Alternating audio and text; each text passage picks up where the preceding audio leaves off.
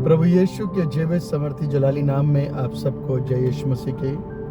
प्रभु में मेरे सभी विश्वासी भाई बहनों, आप सबका स्वागत करता हूं दिल से।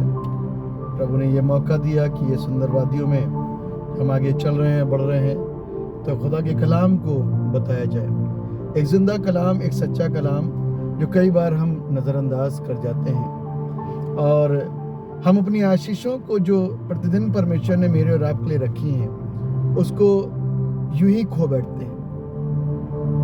उसके लिए जो प्रयत्न करना है, उसके लिए जो कोशिश करनी है, उसके लिए जो प्रयास करना है, उसको हम करना नहीं मांगते और सोचते हैं कि शायद परमेश्वर हमारे लिए ऐसे ही कर देगा। परमेश्वर के दास लोग बहुत सारी नबूवत करते हैं, भविष्यवाणियां करते हैं। हम सोचते हैं कि उन्होंने कर दिया और वो हमारे लिए वैसे ही हो जाएगा। ऐसा नहीं है।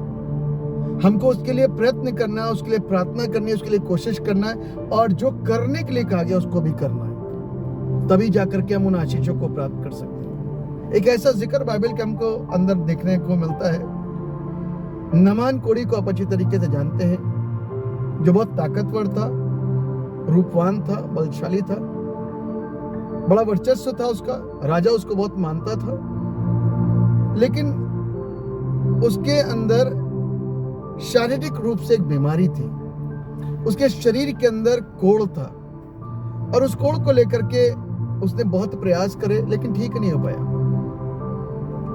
तकलीफों में ही रहा, परेशानियों में रहा था और उस बीमारी का उसको कहीं ना कहीं बार बार इस चीज का दर्द होता था, याद आता था कि मैं इस कोढ़ से, इस बीमारी से ग्रस्त हूं। बहुत प्रयास होने के बाद में अनंता उसके घर में काम करने वाली एक बेटी, एक बच्ची थी जो गुलाम बना करके लाई गई थी। जब अपने स्वामी की इस हालत को उसने सुना और समझा और जाना, तब उसने स्वामी की पत्नी से बोला, यदि हमारा स्वामी शोमरोन में होता तो हमारा दास, हमारा स्वामी कब का ठीक हो चुका होता। क्या मतलब? इसका मतलब जब उसने बताया कि हमारे यहाँ प्रभु के ऐसे सच्चे दास हैं, जब वो प्रार्थनाएं करते हैं तो लोगों को चंगाइयां मिलती, क्योंकि परमेश्वर का सीधा हाथ उनके ऊपर रहता है और उनका प्रार्थना का जीवन इतना दृढ़, इतना मजबूत है कि परमेश्वर उनको सुनता है। इतनी छोटी लड़की की इस बात से नामान की पत्नी के ऊपर असर पड़ा।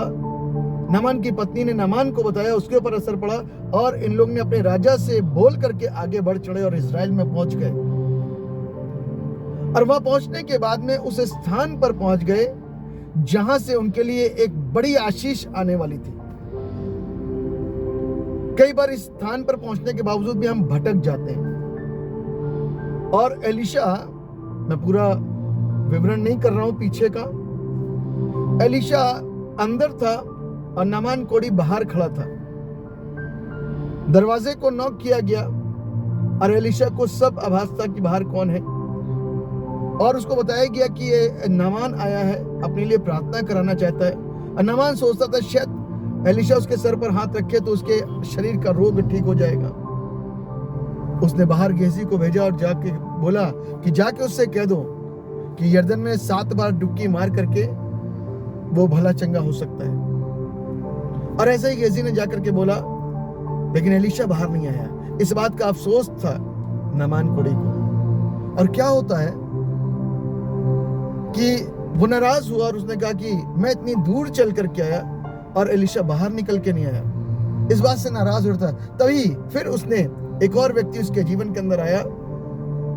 उसकी बातों ने भी फिर से नामान के जीवन के अंदर असर डाला। उसने कहा, स्वामी, यदि कोई बड़ा काम आपसे बोला जाता तो क्या आप ना करते? तो एक बार यरदन में 7 बार डुबकी मार के देख लीजिए ना। तो उसने उसकी बात को सुना और यरदन के पास ये सारे पहुंचे। पहली, दूसरी, तीसरी, चौथी डुबकी कुछ नहीं हुआ, 5वीं डुबकी कुछ नहीं हुआ, 6ठी डुबकी कुछ नहीं हुआ और जब 7वीं डुबकी मारी तो बाइबल इस बात को बताती है कि उसकी त्वचा एक बच्चे के मानिंद हो गई थी। हालेलुया।